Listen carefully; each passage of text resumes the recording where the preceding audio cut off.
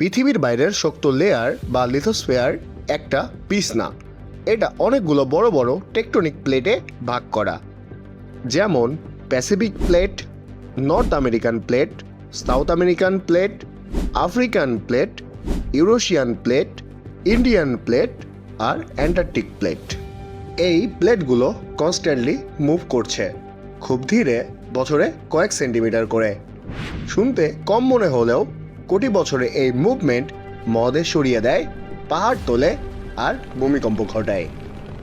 এই মুভমেন্টকে বলে plate tectonics. কখনো প্লেট একে অপরের দিকে আসে, এটা কম্প্রেশন। কখনো দূরে সরে যায়, এটা এক্সটেনশন। আবার কখনো পাশাপাশি ঘষে ঘষে সরে, এটা শিয়ার মুভমেন্ট।